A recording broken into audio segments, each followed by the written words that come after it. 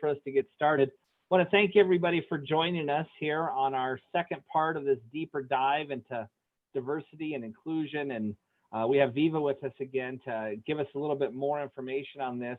I'm going to be monitoring the chat. So if you have questions, just throw them in the chat, and then I'll be able to give that information to Viva so that way she can answer those questions. And hopefully you guys have gotten a lot out of this. I think it's been a really good initiative that we kind of took on in the Western region this year. And I think it's been very helpful.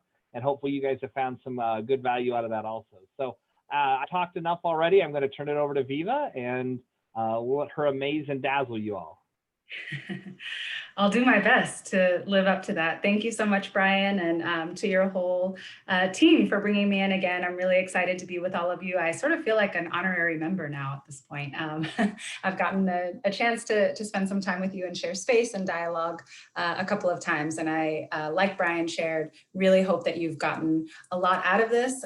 We had our first installment about a month ago, and I know that there were it sounds like some productive and engaging follow-up discussion to that amongst this group. And so again, excited to dig in, and let's get right to it. So today's topic is really around 4 components of a sustainable, measurable DEI strategy. And those are sort of the keywords that I want to keep underscoring throughout our time today. There will be a couple of points where, again, I'll try to throw some questions out, or might ask you to use the chat and just ask for your patience if it takes us a moment to make sure that we connect with that. So let's go ahead and get into it. Our outcomes for today are that you, again, similar to last time, understand the role of HR in creating inclusive and equitable cultures. The meat of our time today will be about each participant understanding the 4-part framework that I employ when I work with clients for creating sustainable strategy, excuse me. And then lastly, that you feel that there are some really tangible, immediate actions that you can take. All right, so this is a little bit of a recap from our discussion last time, but if you did not get a chance to see that, we really talked about the core role of HR in equity work is really as the gatekeepers for the employee experience. So that's really around, how as people ops or HR teams, we engage our workforce. And then the second is the moral compass of the agency, right? And how you engage the agency or org leadership. And so we're going to get a little bit more into that today.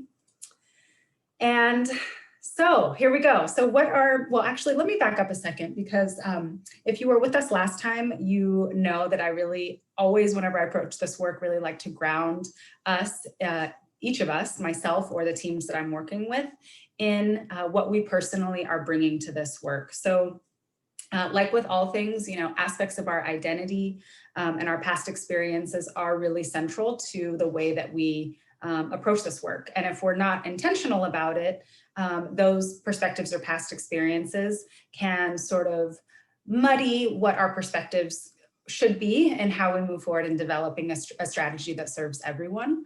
And so when I think about, I think we talked last time about markers of identity from a societal perspective. And so I always just use myself as an example. I identify as a first-generation Eritrean American cisgender woman, right? And so even in that quick description of myself, there are ways that I hold privilege. There are ways that I don't. There are biases that I bring to the table for things that I haven't necessarily experienced in my own lived experience. So I would just love for everyone on the call to take a moment to think about just how you identify personally, what that means for the way that we move into what we're going to talk about today with these topics, the perspectives that you have from a first-person perspective, and also what you don't have or what you don't bring to it, or the potential gaps in knowledge. Ruby gets really excited when we're talking about this, so you may see my dog running around here a little bit in the back. All right. So once you have sort of that in mind, what identity markers are you bringing to this work? Let's dig into the core components of a strong DEIB, or diversity, equity, inclusion, and belonging plan. Again, this is the 4-part framework that I've created in my years of doing this, and there's no one right way, right? But this is one way that can be really helpful. And so the first component of this is to engage. It's engage, envision, enact, and empower. And engage is really around thoughtfully engaging employees, just like it sounds, on existing culture and environment. And we talked about this a little bit last time, and we'll touch on it a little bit more today. The next of those is envision, right? With company leadership, integrate that feedback into an articulated vision. Next, we have enact, and that's really around creating and practicing a plan for ongoing accountability and employee education. Again, you're going to hear me say things like sustainable, measurable, ongoing. These are really key terms in talking about this, because as we all know, this work is never really done. If you're doing it well, it's a continual process, and there's no finish line to arrive at, right, to check off these boxes. So we are really trying to lay a foundation here for something that is built to last and built to evolve as needed for our stakeholders. And then lastly, we have empower. So eventually developing systems for workflow integration and accountability across every single department within our agency or within our organization. So I just want to pause there for a moment. And I know that there probably are some people on the call today who were able to show up to those conversations that you had following our last session. And I'm curious if just one or two people want to throw into the chat sort of something that they took away from those conversations. I would just love to get a sense of that. And Brian or Nancy, if you can keep an eye on that, that would be great. Yep, I'm watching like a hawk. Okay, thank you. Or anything else that might be top of mind for you. We just came out of a really, what a week we've just had nationally, and anything that might be top of mind for you in this conversation.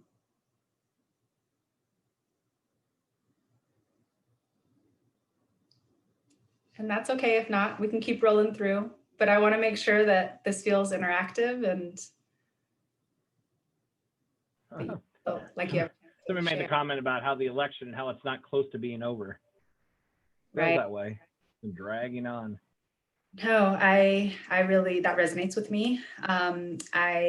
Towards the end of last week, was really disheartened to see what the numbers looked like for some really key topics, equity, inclusion, racial justice included. And the one silver lining, if there was one, for me anyway, is that had it been a landslide in one direction, it wouldn't have illuminated that in the same way. I think it would have been really easy for us as a society to just go back to the structures and systems that we already have in place, that we all hopefully are on this call knowing that really need our attention and need to be dismantled. So thank you for sharing that. No, I think that's a good point. One person talked about the fact that it's helpful to hear that you have biases and privileges, right? I think sometimes we're real good at shining lights on other people, but sometimes it's harder when we have to think about ourselves and our own biases.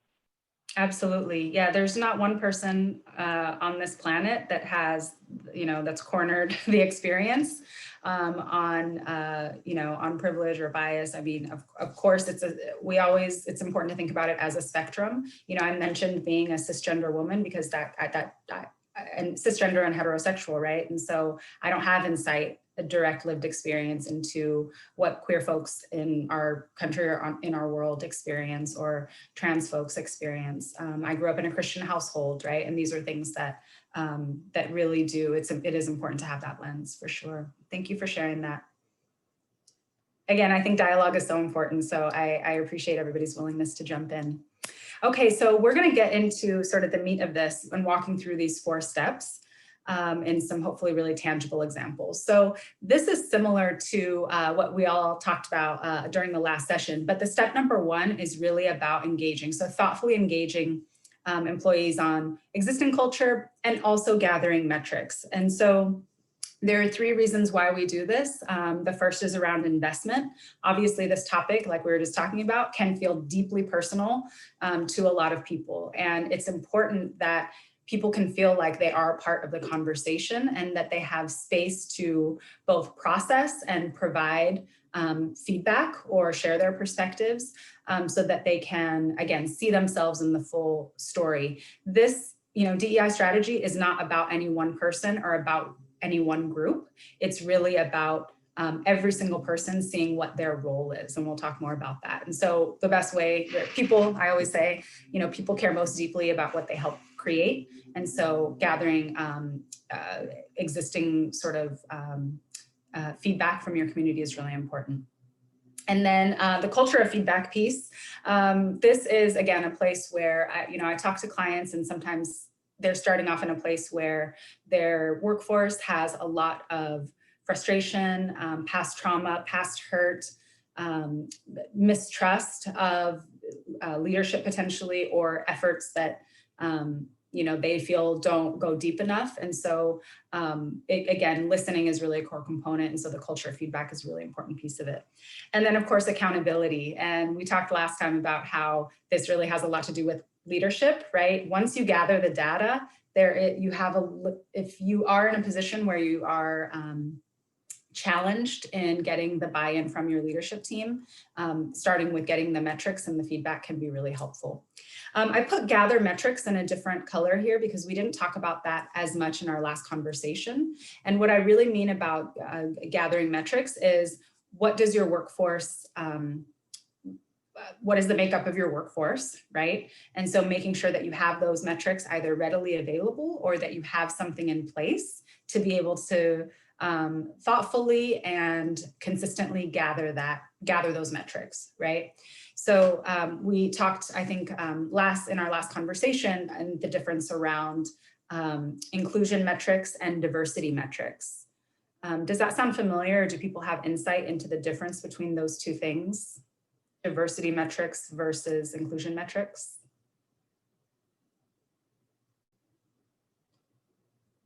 And I'll just go ahead and jump into it so we can be mindful of our time. But the diversity metrics would really be around what is the makeup of our organization, our agency, and the inclusion metrics are, how do people feel about their inclusion or sense of belonging or equity within the organization? So it's important to look at both of those and not just one or the other. So we threw out some questions last time to consider. How do we currently measure employee experience? Is it on a regular schedule? And this is just employee experience on a broader level, right? If so, what are we doing with that data? And if not, how can you take some action towards this? Do you know the makeups of your teams? Is there transparency into that? Some people are gathering all these metrics and then their workforce has no insight into it. So be thinking about that. And then lastly, just what we talked about here, how you're going to measure those inclusion metrics. And we're going to get, that may feel like, I don't even know where to start. Maybe we have the metrics, but I don't know what it means in the context of our larger strategy. Don't worry, we're going to get to that conversation here in just a moment. So let's move to the next step, which is really around envisioning, right? And this is around working with leadership to develop a people-centered vision and outcomes. There are a couple of really important parts of the way that I've worded this: working with leadership, and then the people-centered vision and outcomes. So what does this all mean? I always say, this work is an uphill battle, even under the best of circumstances, because we are talking about, if we're doing it right, dismantling systems and structures that have been in place for centuries. So when we think about it in that context, it is that much more important that we have the support of our leadership team in order to move the dial. And so I always like to talk about the 3 A's of leadership buy-in, and these are really concrete factors or benefits to why it's so important to get this early on, right? And so the first piece is around accountability. One of the suggestions that I make to clients is to develop a RACI framework. If you're not familiar with that, it's RACI. It's a framework for project management. The R is who's responsible. The A is who's accountable. The C is who's consulted with. And the I is who's informed.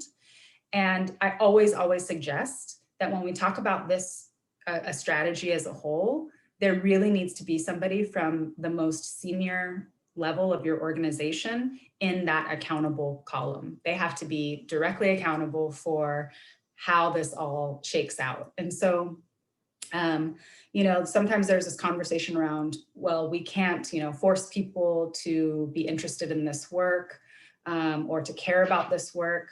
And while that might be true, I want to also provide that other perspective, which is it's not about what people deeply care about, but it's also about how we hope that they care, but it's also about the requirements or the standards that we set within our agencies, right? And so what is deemed acceptable within your agency is directly tied to leadership, and it's a reflection of leadership. So accountability is a really important piece.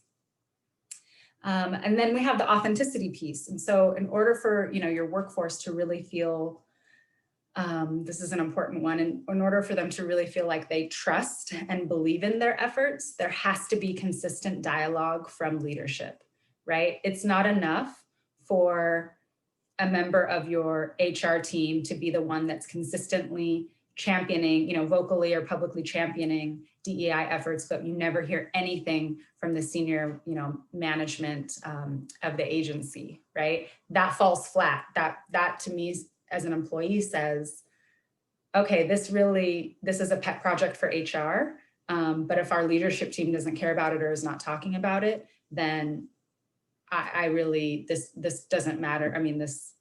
I don't trust this effort, right? I don't believe that as an agency, we're really putting our money and our effort and our time where our mouths are, right? So that's why the authenticity piece is really important. And then lastly, A for alignment across departments. Again, getting back to that sustainable and measurable piece.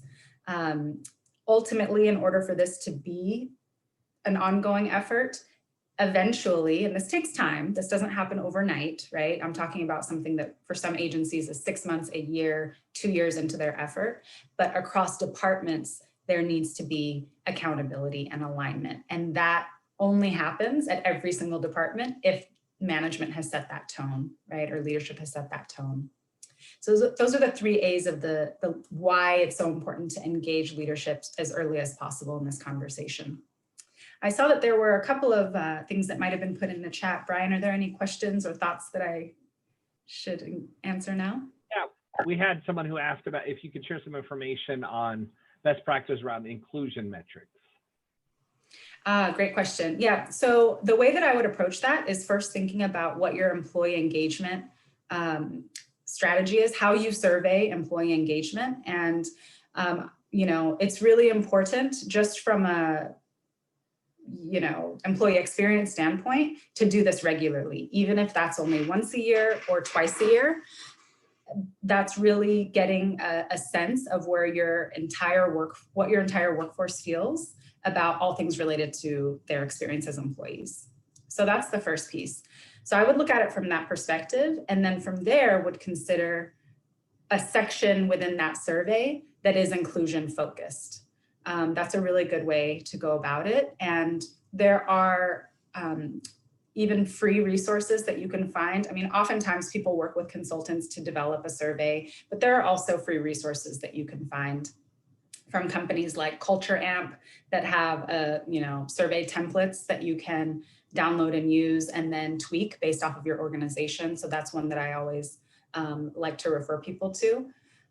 So I hope that that's helpful in thinking about how you would gather, whether or not people feel like included, like they belong in your agency. I hope that helps. I know on our engagement surveys that we do, Viva, we ask questions like that about do you feel like you're accepted on your team? And do you feel like you're included in decisions? Some of those kinds of things to kind of get at some of that inclusion piece. Definitely. And I would say the one thing that that I want to make sure to underscore is that oftentimes people are gathering the data, they're asking folks for their feedback, and then they never circle back on what the results of the feedback were and what actions they're going to take. And that also can diminish trust, particularly in marginalized groups. people that have been historically or are currently oppressed, right? It's kind of like that whole thing of like, why are you asking me what I think if you're not going to do anything with what I tell you, or why would I be honest if it's just going to fall flat? So I just want to really also recommend that piece of gathering the feedback, but also sharing out in some way, shape, or form what the results of that data was, even if it's at a very high level, but sharing what the results were. And even if there's only one or two things that you all are going to implement as a result or hone in on in the future, up until the future survey, I think that's where you build that trust, is being really accountable and having transparency into what your actions are and what you're doing next. So I hope that that's a helpful thing to flag as well. All right, we're going to move on to this next section, and we'll also I'll do my best to save time for more questions throughout, and hopefully a good chunk of time at the end for more around that. And hopefully, everybody in the stage that we're in now is well on their way to getting that leadership buy-in, because it is really key. All right, so from there, we talked about, with leadership, developing a vision, right? Integrating the feedback into that vision, right? And then creating people-centered outcomes. And so what do we mean by people-centered outcomes? So this is really important because, well, first off, I don't know if people are familiar with the Simon Sinek video, starting with the why. It was a viral, TED Talk that Simon Sinek has done, and he's done plenty of interviews and articles around that. And it's that idea of asking yourself why multiple times, right? And so that's really what we're getting to the heart of here, is identifying what your true North Star is, what your true vision is, before you move on to just creating tactics, just for the sake of creating tactics, right? So a lot of times I'll have a client that reaches out to me that says, or a potential client that says, we would love to have a training session on unconscious bias, right?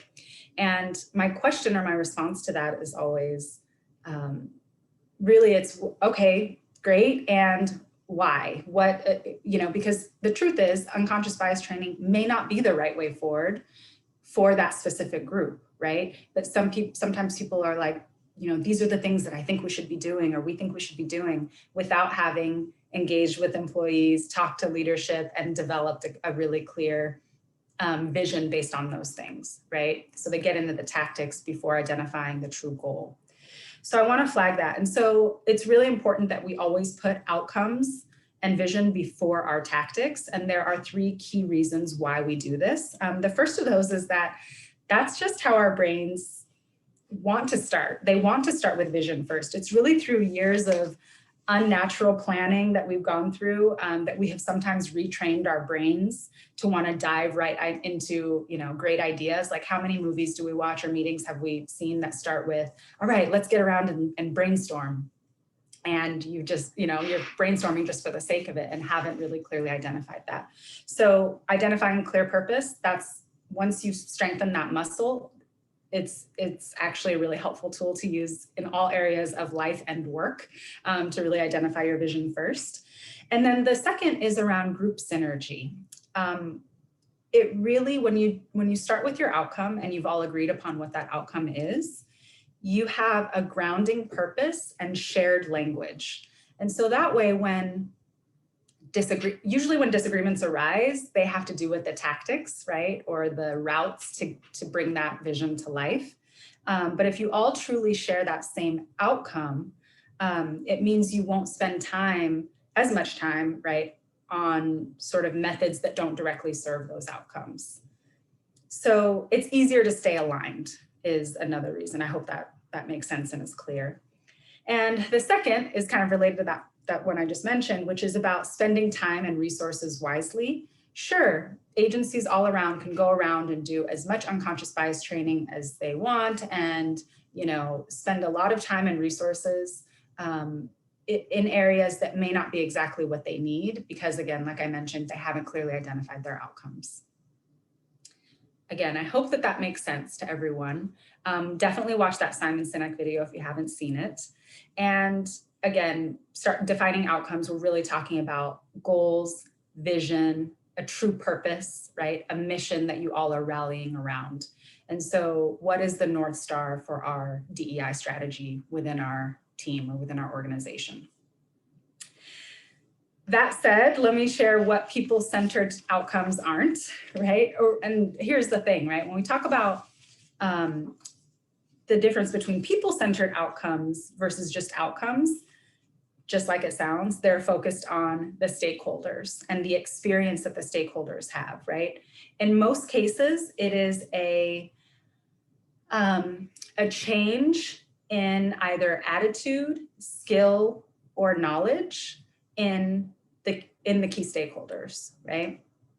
You may remember at the beginning of this session, I talked about our outcomes being around you, the participant, understanding the role of HR, understanding the 4-part framework. Those are people-centered outcomes that are focused on the experience of who you're trying to serve or who you're trying to represent, right? And so that's what we're talking about here. That means people-centered outcomes are not, we want to hire 12 Black people by the end of this year.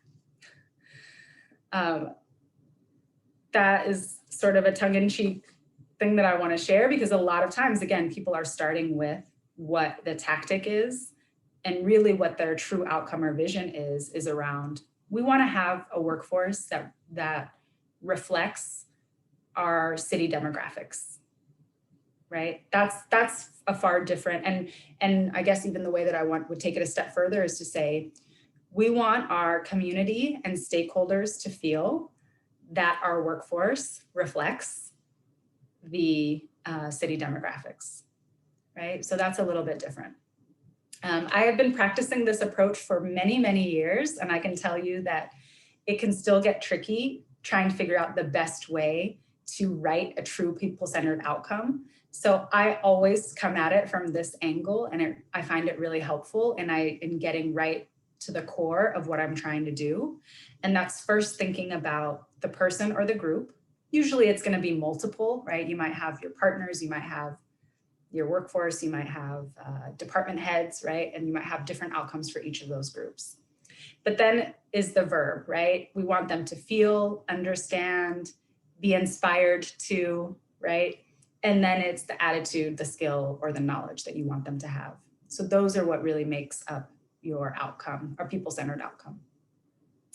I'm going to pause there because I know sometimes that can feel a little dense, and I know I went through it pretty quickly. So are there any questions or reflections from the chat? We had a question about what's the name of the Simon Sinek TED Talk? Do you know that? Starting with the why. Starting with the why. No, I mean, what's it after the letter Y? What's the other letters of the name? Sorry? Never mind, I'm being funny. Oh, okay. You caught me off. The other question is someone asked if you'd list the verbs again? Sure. Starting with yeah, definitely. Generally, they are words like feel, understand, are inspired to, know. Those are words that really help in that verb category.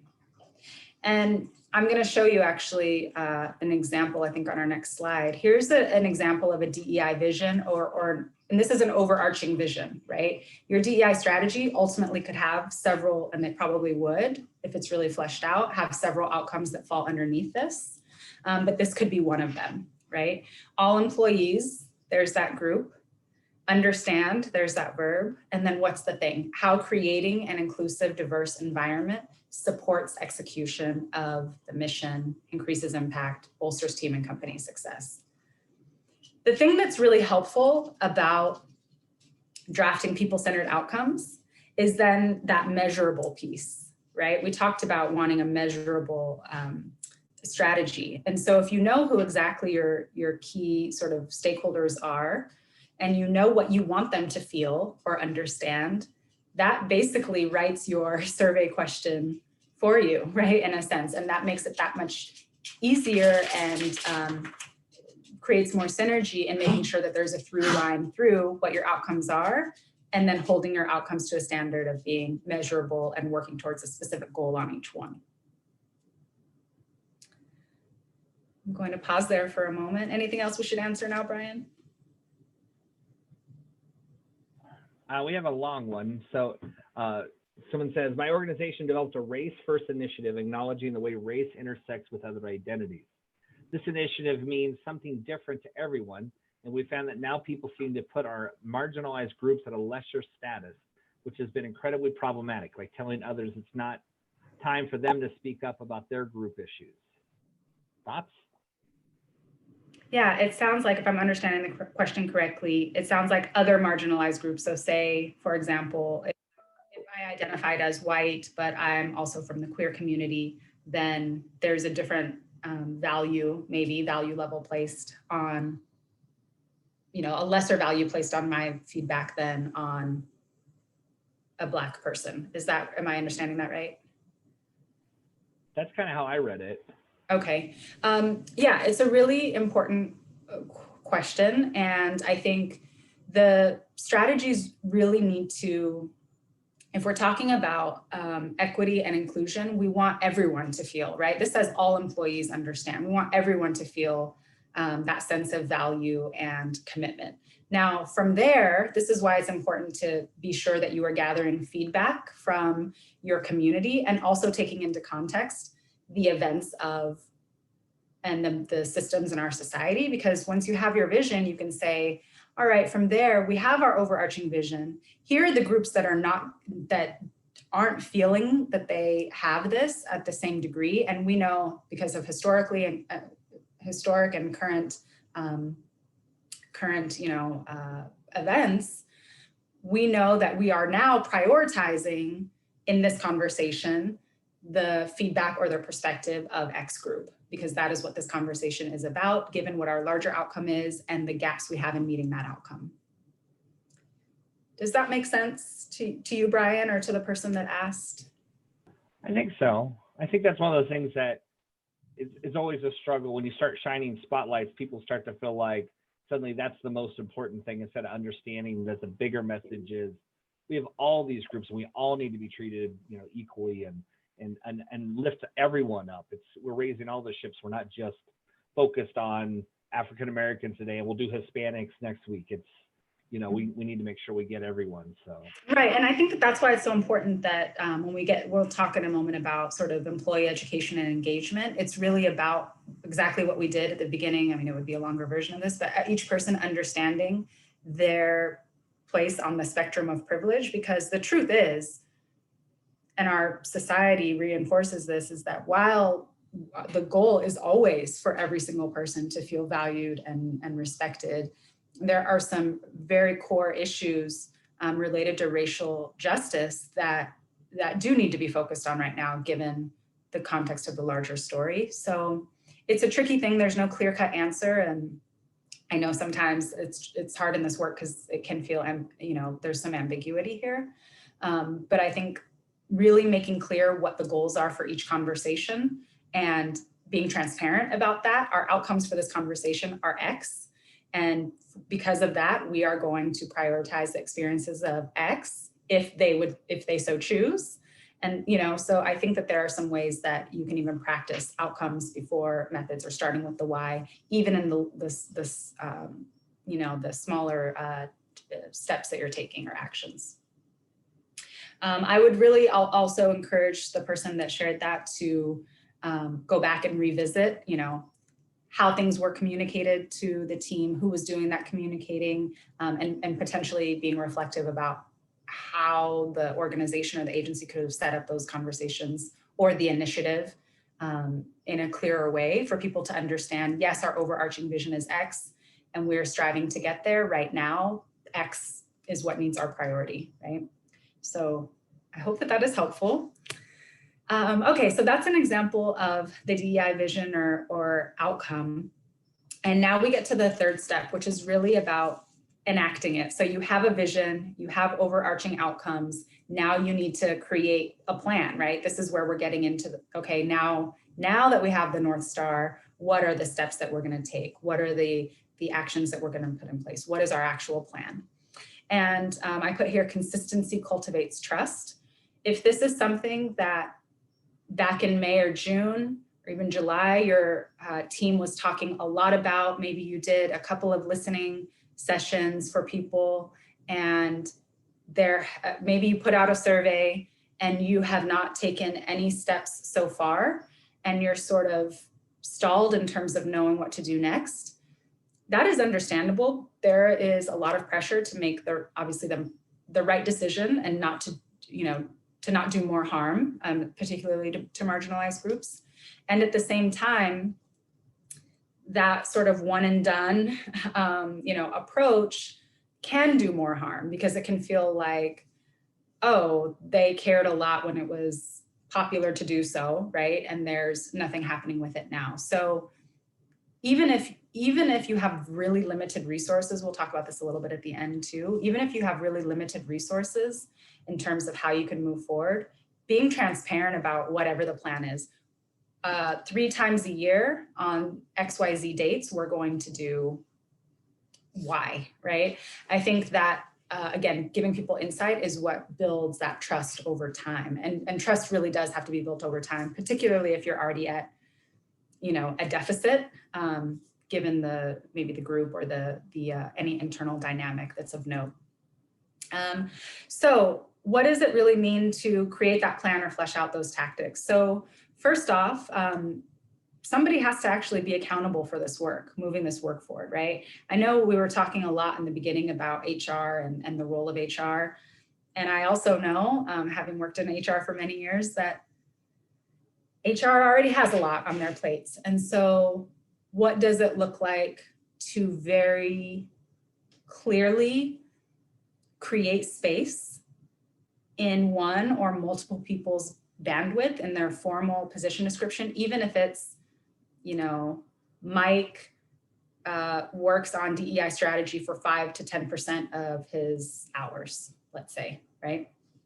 But you need to have a really clear, this is again where that leadership buy-in piece comes from, is making sure that you're forming a team, and this is all based on your outcome or your vision, right? So you're using that as the guiding light to then form the team, create a RACI framework for, who's involved with each component, right?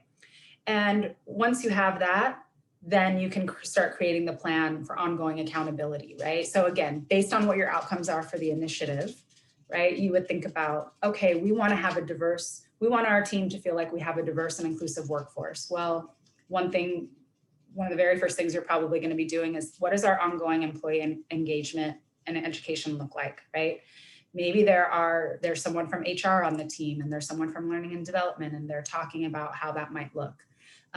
Doing a process audit, right, of your hiring processes. Looking at that from a perspective of, are we as inclusive as possible in the interview process, right? Or even in the application process. Training hiring managers, right, on biases, on ways that might show up for them. And of course, evaluating customers and clients. And then there's this other piece that we were kind of alluding to a moment ago, which is keeping the entire organization updated on that process and allowing for feedback. That's a really important piece of this. And that might look any number of ways. That could be, there is a 3-bullet update in a monthly or quarterly newsletter in terms of how the plan is moving forward, right? But it's something that your whole workforce knows it's there. That's where they can expect to get their updates if they are invested or want to track what the progress is. And that there's a really clear way for them to continually provide feedback, right? Maybe it's an anonymous, suggestion box or something along those lines, or that they know that there's someone on the team that they can always email directly if they wish to do that. A formal commitment around the cadence of employee engagement. We talked about this a moment ago. Not all, it could be we hold, 20-minute sessions once a month. It could be we hold 2-hour sessions quarterly. It could be we hold 4-hour sessions twice a year, right? Whatever that looks like for you, again, in service to your outcomes and in a way that works with, what you have available to you. I think that that's the most important thing. It could be a section on the intranet, right? Dedicated to accessible resources for learning, even if they're external ones, but it's a step in the right direction. I'm going to pause there on enacting the vision and the outcomes and see if there are some thoughts or reflections, questions. Viva, do you want to talk a little bit about the RACI framework and how that's used? Absolutely. So the RACI framework is, again, there are many different examples. This is just one I happen to like and am familiar with. So you have, for the strategy as a whole, you would have who's in the responsible column. That means who's really the person that moves the work forward on a day-to-day, right? That could ultimately mean, well, I want to be clear about the way that I answer this. So overall strategy, you would have somebody, it could be two people potentially in the RACI column. I wouldn't suggest, or excuse me, in the R column. I wouldn't suggest more than that for the overall strategy. I think having co-leads on the overarching strategy that's enough. Ideally, it's actually one person, but I think two is okay. The A is who's accountable. The buck stops with this person. It should be the most senior person in your organization, actually, would be my suggestion, or the most senior person that can be accountable to this. So sometimes this can be the most senior HR person or learning and development person, but I would suggest, as senior level as you can go in the accountable, right? They're the person who holds the people in the R to task, right? They're the ones that are accountable in terms of their performance review, right? For what the success of this looks like. I mean, folks in the R column would be too, but to a far lesser degree. And then the consulted is, again, just like it sounds like, who needs to be consulted on the strategy. And that could be all the other members of the team. And then R, who is ultimately informed. In the I is ultimately who's informed. And that really should be everybody within the organization, would be my suggestion. So that's who's the RACI for the overarching strategy. Then you might have sub bullets under that, right? Because you might have sub outcomes under your overarching strategy. And then there might be different people for each of those lines. If it's around employee engagement, then they're really clear. There should be a learning and development person.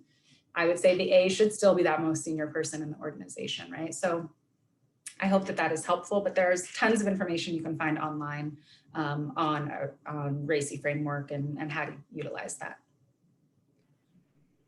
The other thing, Viva, I was going to comment on is you talked about like these updates on the progress that's being made and those kinds of things. And what I've found is, when I have my district manager or my city manager constantly talking and bringing up these kinds of things, it elevates that awareness and kind of cements that idea that this is important. They wouldn't keep talking about it if it wasn't important. And I think that always is helpful in getting people to that point of acceptance of what we're actually trying to do and becoming part of that. Hopefully, we all start pulling that rope the same way, right? We all start to feel like we're part of this and it's not just one person's vision, but it's the organization's vision. That's exactly right. That's exactly right. Thank you for underscoring that, Brian, because, what we care about gets the most real estate, gets the most time, gets the most resources, right? So if it's something that is just talked about so infrequently and then it's back to business as usual and there's no other mention of it, then how much are we really hoping to integrate this into our ongoing culture and impact as an agency? So yes, it's very important to have those frequent updates, however short, but also being clear with the group that, or the workforce, that from now on, you can count on getting updates in this way, right? Being very transparent about that. And then if you have feedback on what you see or other feedback related to it, this is how you can give that feedback. Yeah. Anything else we should answer now, Brian? I've got a tough one for you. You ready? Sure. You can tell we're at that point when they're going to start asking tough questions. All right. So what type of approach would you recommend for an organization that have departments with different challenges and needs? For example, a municipality could have very different overarching challenges than police or fire departments do. Establishing 3 different strategies seems so overwhelming, especially since HR seems to be expected to lead the initiative alone. Yeah, it's a really good point. What were the three groups that they mentioned? I think they were talking municipality and fire and police. Okay, so what I would recommend for that is having an overarching vision, right? We want our community, right? Because it's really in service to that city or that community. We want everyone in our community to feel XYZ about us, right? Then it's breaking it down to within the within the police force, we want it's like everybody who's related to the stakeholders of police, right? We want police officers to feel XYZ. We want those who engage with police officers to feel XYZ. That's how I would parse it out. And so you can still have one overarching strategy just that has multiple outcomes underneath it. And then maybe I know it can feel really overwhelming when we start getting into this. And I was going to talk a little bit more about that on the next slide. But even if you're only able to do a couple of tactics for each of those outcomes that you ultimately have, at least you're moving in the right direction and you're building that foundation. And there's a lot to be learned in that foundational stage too.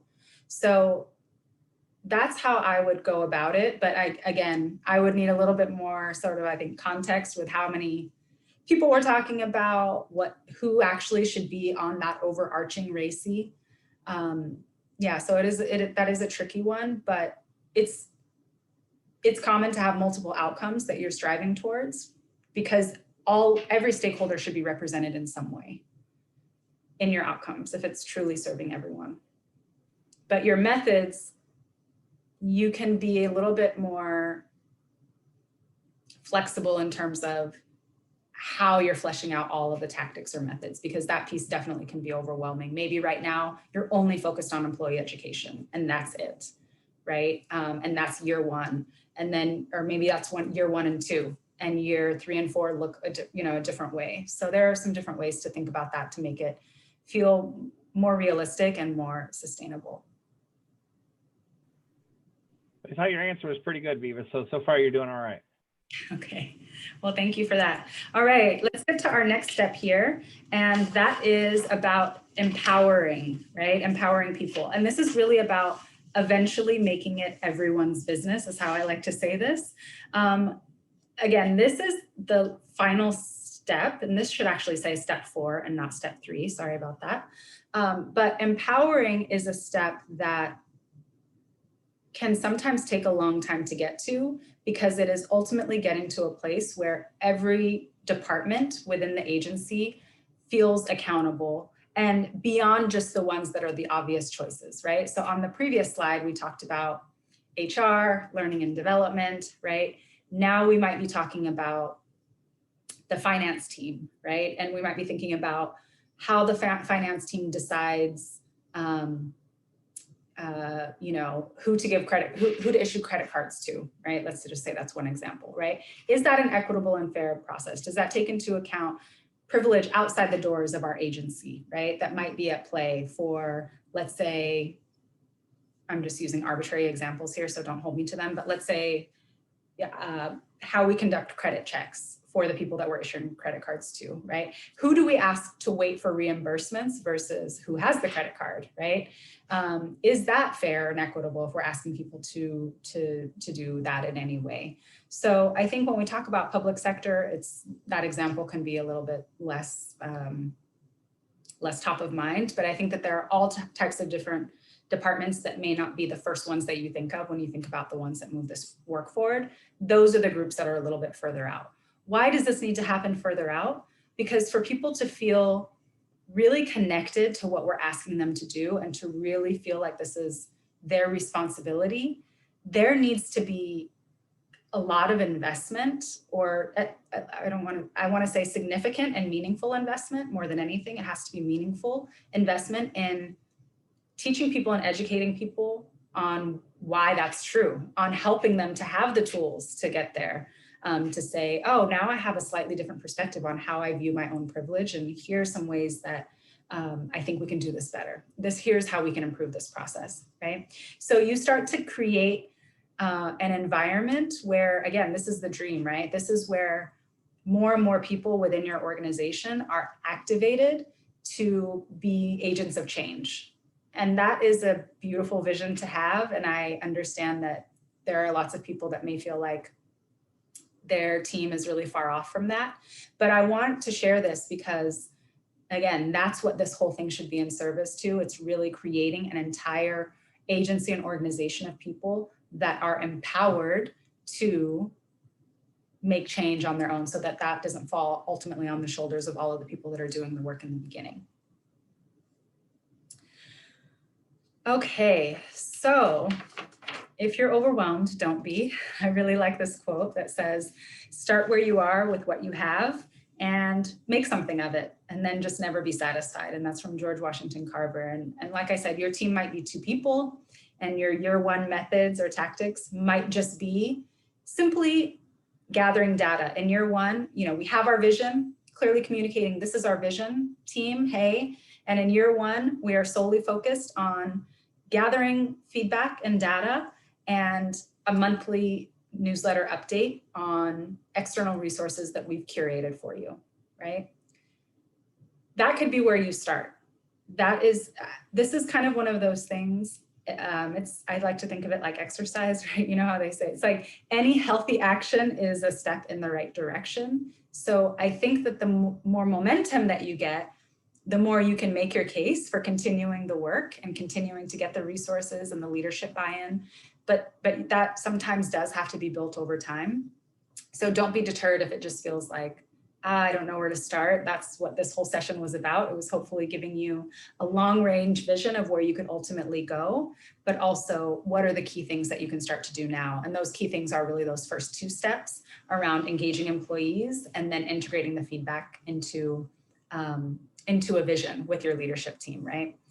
And the key is really, like I said, to be really transparent at every turn and, you know, making sure that you are building that case for deeper investment. And that might take time, but this work we all know is really crucial. If, you know, the most, how do I want to say this? The agencies with the most trust from the community, the most integrity, the most opportunity for innovation, and that are the most forward thinking have to be investing in this, because teams that deliver are teams that do have divergent opinions and backgrounds, and people feel welcome, and you know that there is a culture of healthy feedback. And so those are the things that we're really talking about here. I hope that was helpful for everyone. We will do our best to make these slides available to you so you can have them afterwards, along with a couple of resources that might be helpful to you on your journey. And with that, I know we have a couple of minutes left, so we can take maybe a few questions, and then Brian will close us out. All right. You've had 50 minutes to think of that really tough question to stump Viva with. This is your chance. Dun, dun, dun. Well, it's crazy because Viva and I started talking about this, back in, was it June or July? We started talking about doing something like this.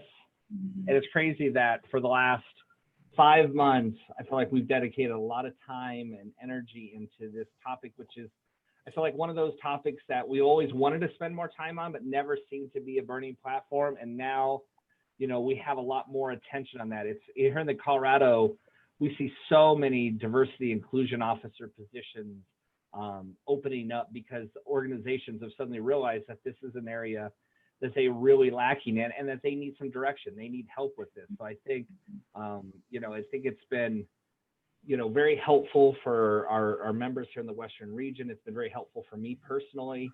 And I know I've heard a lot of good feedback. If you have, let's see if there's any questions. Sonia wants to be more like me, which doesn't surprise me. People want the slides. There's a lot of information here to reflect on. You know, if you do have questions later, please feel free to send those. You know, either myself or another one of the board members will be happy to push those to Viva. I'm sure she'd be happy to try to answer some questions if you think of something later. And if you have feedback, You know, if it's positive feedback, send it to me. If it's negative feedback, send that to Andrea. Somebody asked, is this framework reasonable to apply across an industry? I mean, I guess that's a really good question. I think that the components of the framework are flexible enough to meet the changing needs or the different needs of any industry. And so I think I would want to know more about the context on that, around that question. But I can understand where there are some industries where some of these steps are going to feel far harder to implement maybe than others. Even this first step. I mean, there are some agencies where, you know, their leadership team may not want there to be any engagement survey that's sent, right?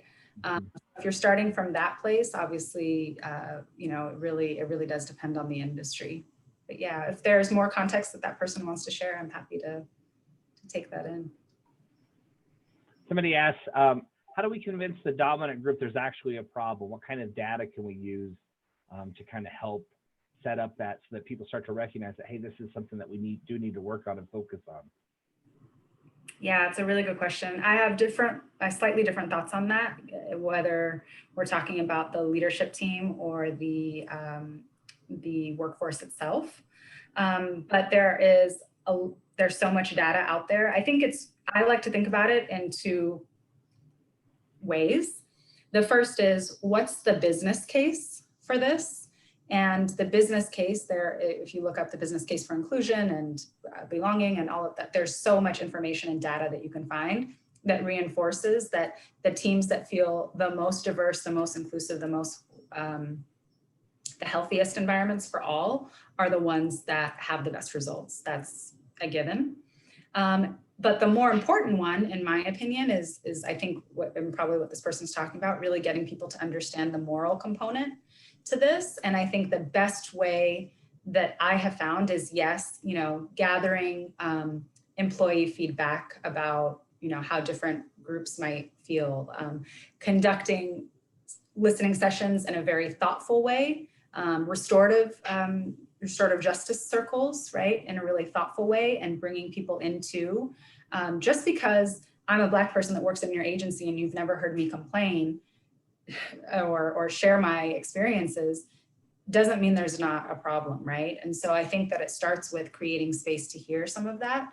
And then the other piece of the moral is really around tying it to your agency values. Do these values hold true for everyone, right? And getting really clear on, and again, opening up space to say, okay, maybe these values, maybe they're, and I like to think of it too as, there are plenty of things that organizations do well, and saying, okay, we do XYZ really well. We know that because what's the proof? Okay, let's find the proof that says we do these things well. And then what's the proof that we aren't living up to this in the way that we really could be? So I think it's really thinking about both sides of this, the business case and the moral or the values driven case for it. I hope that helps. Somebody asked a question. Once we build this framework, how often do we review, change, update it, or is it more of a static, long-standing type platform that we can just kind of you know, once we have it in place, we just kind of keep using it, or do we need to modify and change this as time goes by? Yeah, it's a great question. I think that for sure your methods and tactics will probably change. I think ideally you're starting with a vision in place and outcomes that are long range, right? They are, again, that North Star that you are working towards. So hopefully those don't change so much. I can tell you though, that you probably should revisit, you should revisit the whole strategy frequently, obviously, if you're working on it. But with the outcome and, the vision and outcomes specifically, I would review that probably on an annual basis to say, is this still our long range vision, right? But I would start creating it with, this is the thing that we want to be evergreen, right? Your vision or that North Star should be the evergreen component. And then it's the tactics or the methods that maybe you do that. And again, it depends on the bandwidth of your team, right? If you only have 1 or 2 people working on this and they only have 5% of their time to devote to it, then you have to be realistic about what needs to be prioritized and what can't be prioritized. So creating methods or tactics that are in, again, whatever works for you, but okay, this 6 months, we're doing these 2 or 3 things. Or sometimes I've, supported agencies or seen agencies do, here are our year 1 tactics, here are our year 2 tactics, year 3, and then, doing it from there. So again, it can be malleable based off of what the needs of your team are. But if we're talking about the outcomes and vision, I would say start with the dream and check in on it at least once a year to make sure that that still holds true.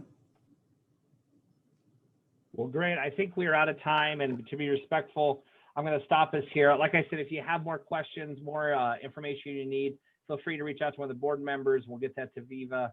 I appreciate, Viva, all the time you spent on this. I feel like this has been, something that, when I first came up with this idea and I approached Stacy Lewis in Southern California about this, and she recommended you to me, I was just like, I hope this is the right thing to do. And I feel so very, very lucky that we were able to connect and you were able to hopefully help our members. I feel like you've given us a lot of good information. And as somebody just said, this isn't the end of the conversation. We need to keep having these conversations. We need to keep this topic going until we get to a place, that we feel like we are being inclusive and we are diverse. And that is something that all of our organizations and our communities really, really value. So thank you all for coming and attending this. Thank you, Viva. Thank you to the rest of the board members who helped with all of this. And I hope you guys have a great rest of your day. Thank you. I'll just add one more note, Brian, that my email address is here. And, if folks want to reach out to me in the new year or beyond, I'd be happy to connect with and potentially partner with folks. So just let me know. Awesome. Hey, thank you, everybody. Thanks, Viva. You guys have a great day. You too. Bye-bye. Bye.